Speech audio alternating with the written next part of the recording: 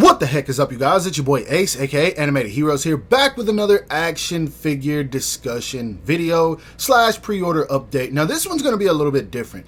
These are some figures that people have been asking me to talk about because I didn't give the update on these, and these are all characters that I like, but unfortunately I'm kind of disappointed with these. And now I know I talk a lot about Figma, but I really need to elaborate because honestly, it probably seems like I just give them a ton of flack, and I do, but there are specific reasons in which I will dive into as I break down these figures one by one. But anyway, you guys know how these videos work. Go ahead and drop a like for your boy. That always motivates me to continue bringing you this content, and let's get right into it. Now, following up with the pre-order of Chainsaw Man and Power, Figma did announce our boy Aki, and he's the cool character of the series who doesn't seem like he'd be all that difficult to make. It's a guy in a suit who comes with a couple of weapon accessories, several different facial expressions, and several different hands. For the most part, he looks the best out of the three figures that I am going to discuss today, but honestly, when it comes to Figma, I hate to say it, but I always prepare for the worst because I just got the Figma Kento Nanami. Go check out that review if you haven't already, and that figure was plagued with problems. Now obviously he had the interchangeable upper torso. This figure is not going to have anything like that, so more than likely it's going to be a solid put together piece. But I don't know, man, looking at this figure, I'm just not all that impressed. I don't know, man, maybe I could be spoiled by SHF. It looks good, it doesn't look great, and that's one of the problems that I'm having with Figma as of right now. Every company seems to be getting better and better and better, and Figma is for the most part staying the same, but they're also upping their prices. Now this is going to be the cheapest of the three figures that I'm going to discuss. Also, he comes in at a retail price of about $65 imported, but obviously if you buy him from a domestic website, it's probably going to cost you about $80-90, which for what you're getting, I feel like that's just not, it's not worth it. Obviously, I'm going to pick up all three of these, at least to review them, but I gotta say, I'm really not that impressed. But this is one I have to get just because SHF hasn't announced him yet. I really hope they get to it, but right now they still gotta give some kind of update on that dingy powered down version. But anyway, it does look okay, doesn't look great. I do want to know you guys' thoughts and opinion on this though. For this next release that Figma announced, this one, I don't know if I'm more disappointed in this guy or the figure that I'm going to discuss next, because here we have a Figma Jujutsu Kaisen Greatness Yuta Okotsu, and looking at this figure, it looks good. It doesn't look bad at all, and honestly, this is one that I'd be more than willing to add to my collection had I not already had the SHF, because looking at these photos, this is pretty much what you're going to get. Now, I know some of you are probably looking at it like, okay, well, what's wrong? It looks decent. Well, there's a few problems here. First off, this doesn't look like it offers any more than the SH Figuarts version. And the problem is, it costs a lot more. Not only is this figure expensive, but it's also an exclusive.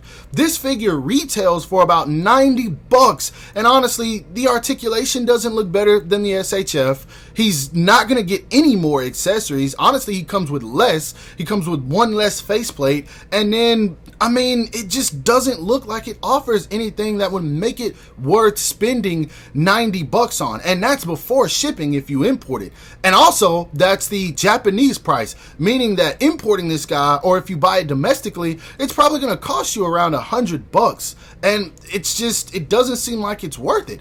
The SHF is pretty much perfect, and it comes with all the accessories you need. Now, granted, Figma has been doing very well with the JJK line, except for Nanami. That figure's a pain in the ass, but they usually come with a decent amount of accessories, more than the SHF, even if it's just a couple of curse energy or effect pieces. They didn't include any of that with this figure, and I just honestly don't feel like it's worth $90. Again, I'm gonna be that idiot to pick it up because I do want to review it, and it does look good, but it just doesn't seem like it's worth it. So again, I want to know you guys' thoughts on this figure. Yes, it does look good, but do you think that he's worth picking up, in all honesty? After organizing this video, I've come to the conclusion that this is definitely the figure that I'm the most disappointed with out of everything that I'm discussing in this video, because Giyu is my second favorite Hashira. He's a total badass and I really love his character arc and story, but I feel like this is potentially one of the worst ways they could have composed this figure, because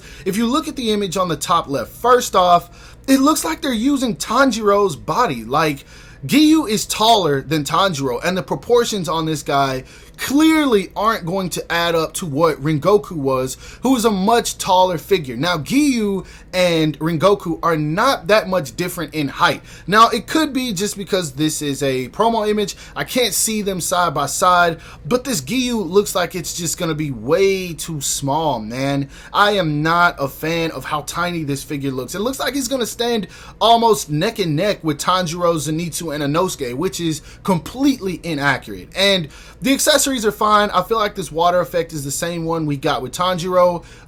I do like the ground piece, even though I hate plastic that just has like images on it. I'm not a fan of it, but I don't know. It's not like they were going to give us like a ground water accessory because it's Figma. The facial expressions I'm okay with. Posability doesn't look like it's going to be all that great. It's going to be the same, but looking at this, they did change one thing, and that's the arms. And from the looks of it, this is where I come in with another problem. These look like single jointed elbows, and that right there is another thing that's going to be problematic. From the looks of it, you can get him in the poses that you want him to, but single jointed elbows, that's just a step back, especially after we've got really good posability out of the other figures in this line. And I don't know, man. Figma is like really up and down with these Demon Slayer releases. Some of them are great, some of them are okay, and then you have some that are just bad. My Zenitsu falls apart like crazy. Tanjiro I had no issues with. Inosuke is pretty much perfect in my opinion. I'm not a fan of the shoulders, but it works. Rengoku is outstanding. I wish he came with a wired cape, but other than that, there's nothing they could have done better. And then we have Akaza, which is just terrible. I'm not sure what Shinobu's like. I will be getting that one soon, so we'll be finding out when I review it. But I don't know, man. It's like Figma just doesn't know what they want to do with the line. It's like they keep putting these releases out and they're up and down. I don't know what to expect from this, but that's not even the last problem I have. This guy once again is an exclusive, and he's 95 bucks import price. Why? Especially if this figure is a reuse, man. I just don't understand. Like, Figma, these are the problems I have with them. I just don't get it. So I ended up cutting a lot of audio from this video out just because I feel like I conveyed the message that I was trying to get across well enough for you guys to understand.